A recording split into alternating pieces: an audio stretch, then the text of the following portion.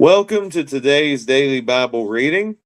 We're continuing in our read of the book of Exodus, and today we'll be reading Exodus chapters 23 through 25.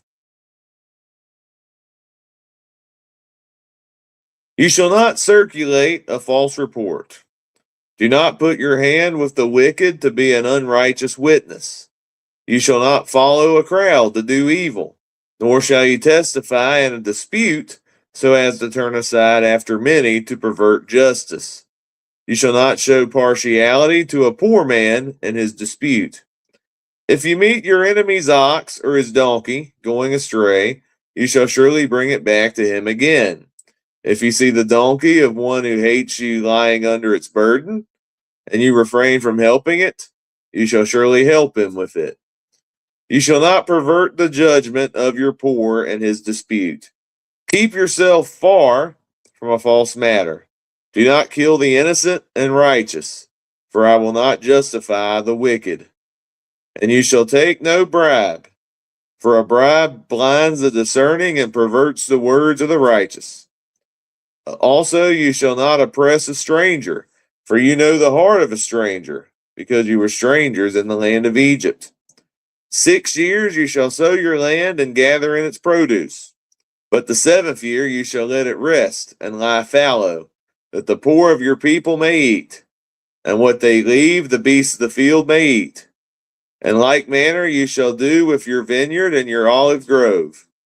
6 days you shall do your work, and on the 7th day you shall rest, that your ox and your donkey may rest, and the son of your female servant and the stranger may be refreshed. And in all that I have said to you, be circumspect and make no mention of the name of other gods, nor let it be heard from your mouth. 3 times a year you shall keep a feast to me in the year. You shall keep the feast of unleavened bread. You shall eat unleavened bread 7 days, as I commanded you, at the time appointed in the month of Abib, for in it you came out of Egypt. None shall appear before me empty. And the feast of harvest, the first fruits of your labors which you have sown in the field, and the feast of ingathering at the end of the year, when you have gathered in the fruit of your labors from the field. 3 times in the year all your males shall appear before the Lord God. You shall not offer the blood of my sacrifice with leavened bread, nor shall the fat of my sacrifice remain until morning. The first of the first fruits of your land you shall bring into the house of the Lord your God. You shall not boil a young goat in its mother's milk. Behold, I send an angel before you to keep you in the way and to bring you into the place which I have prepared. Beware of him and obey his voice. Do not provoke him, for he will not pardon your transgressions, for my name is in him. But if you indeed obey his voice and do all that I speak, then I will be an enemy to your enemies and an adversary to your adversaries. For my angel will go before you and bring you into the Amorites and the Hittites and the Perizzites and the Canaanites and the Hivites and the Jebusites, and I will cut them off. You shall not bow down to their gods, nor serve them, nor do according to their works, but you shall utterly overthrow them and completely break down their sacred pillars. So you shall serve the Lord your God, and he will bless your bread and your water. And I will take sickness away from the midst of you. No one shall suffer miscarriage or be barren in your land.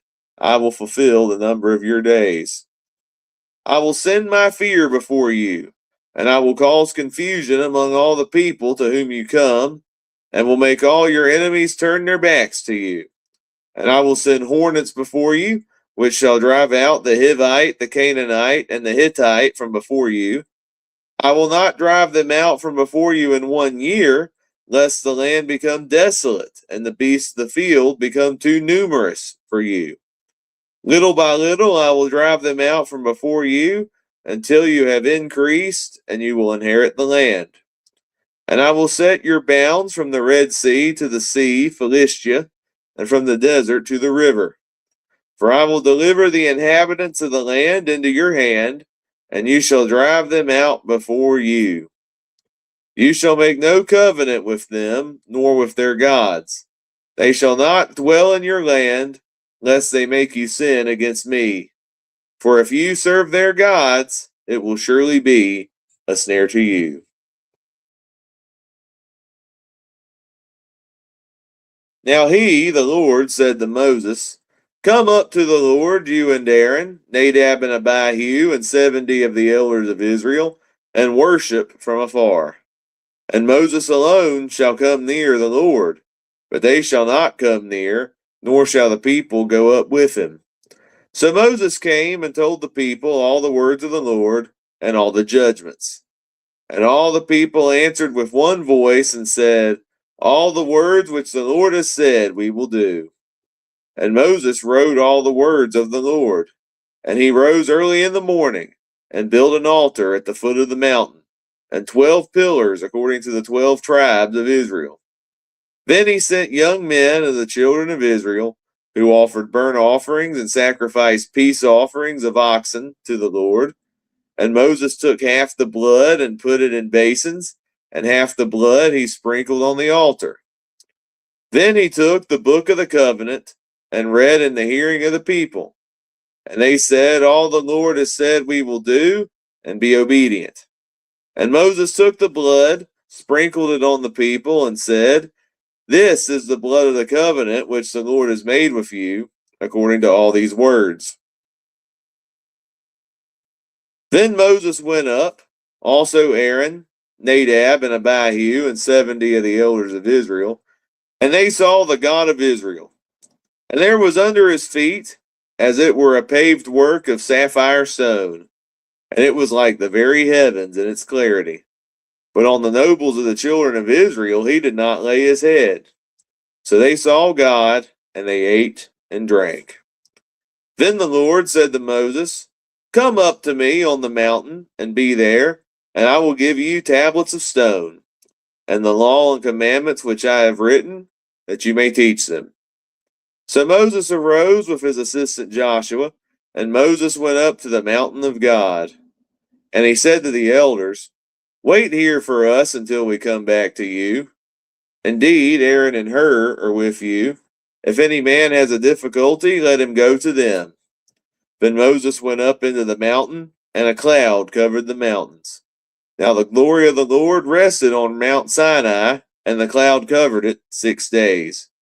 And on the 7th day he called to Moses out of the midst of the cloud.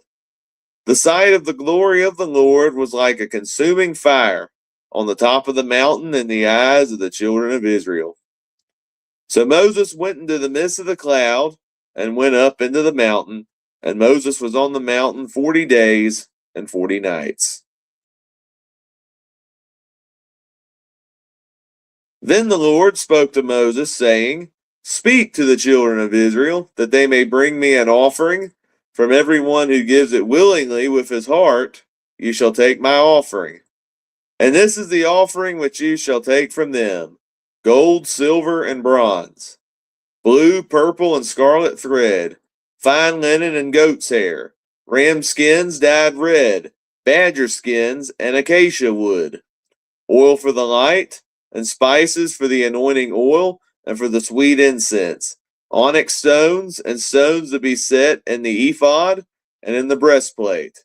And let them make me a sanctuary, that I may dwell among them, according to all that I show you, that is, the pattern of the tabernacle, and the pattern of all its furnishings, just so you shall make it.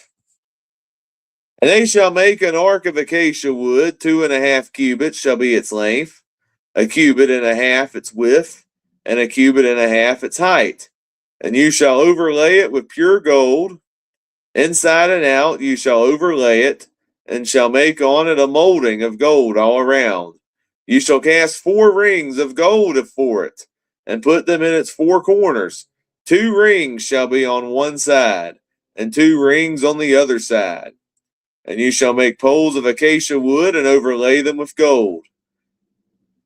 You shall put the poles into the rings on the sides of the ark, that the ark may be carried by them. The poles shall be in the rings of the ark, they shall not be taken from it. and you shall put into the ark the testimony which I will give you. You shall make a mercy seat of pure gold. 2.5 cubits shall be its length, and 1.5 cubits its width.